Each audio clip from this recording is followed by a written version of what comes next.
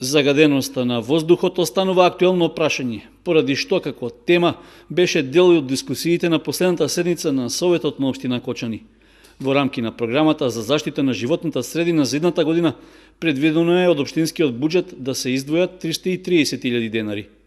Сметам дека потребно е да се склучи договор со овластени лаборатории кои што ќе можат да обезбедат соодветни мерења во однос на бучавоста, мерење на загаденоста на отпадните води, како и мерење на загаденоста на воздухот. Што се однесува до мерките кои што се предвидени се во ред, но не е назначено во програмата кога тие мерки планирате да бидат превземени. Една од мерките е и контрола на оџаците на приватните станови кои користат дрва за огрев. Па имајќи во предвид дека 80% од населението во општина Кочани се затоплува со користење на дрва, во програмата не најдов на некоја мерка со која што вие би го спречиле тоа, на кој начин би го подобриле за да луѓето најдат некоја друга солуција за греење освен дрвата и со тоа би се намалило загадувањето.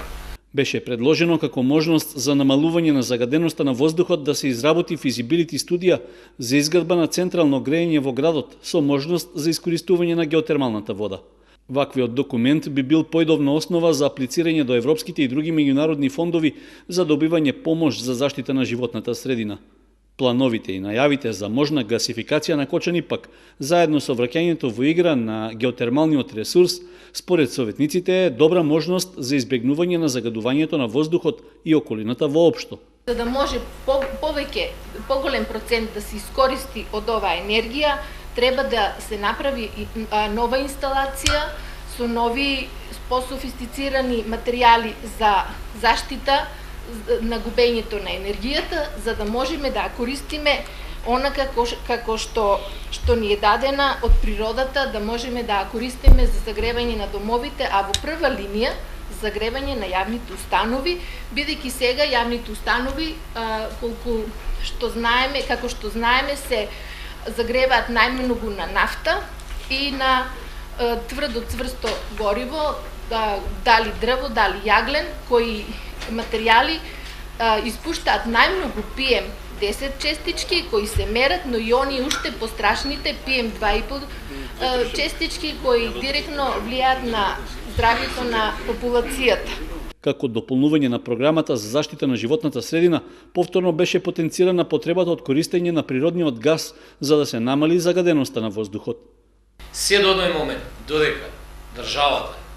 па и ние како општина не дојдеме до газификација и искористување на природниот газ за затоплување, кој што знаете цела Европа зависи од него, тоа е голема политика, ние, верували или не, ќе продолжиме да се трудиме во она што ни се случува секојдневно. Ситуацијата е алармантна. Страшна во Скопје, страшна во Тетово, страшна во Кочани. Трет град по загаденост, кој што верувајте, ние сме лекари, колегата председател на Совет и тој е исто медицинско лице, лекар, хирург, знае дека, меѓу другото и во Комисијата за здравство побаравме да бидат ставени оние болести кои што не само заразните болести, туку и незаразни хронични болести кои што верувајте од ден на ден имаат страшни поразителни резултати, особено во карциноми на бели дробови, карциноми на простата, дојка и да не зборам други работи. Моментално се работи на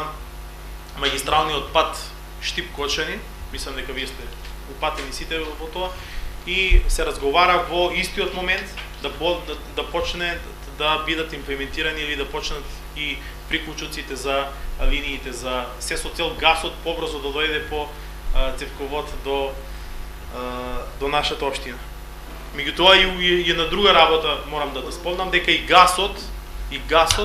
е веќе со повисока цена од претходно, значи е малку и по-неатрактивен за инвеститорите кои што би се вклучиле во овој процес, бидејќи станува збор за енормно високи средства. По дискусиите се премина на гласање, при што советниците со 11 гласа за го усвоија предлогот за изработка на физибилити студија за искористување на геотермалната вода. Исто така, со 14 гласа за помина и предлогот за физибилити студија за гасификација,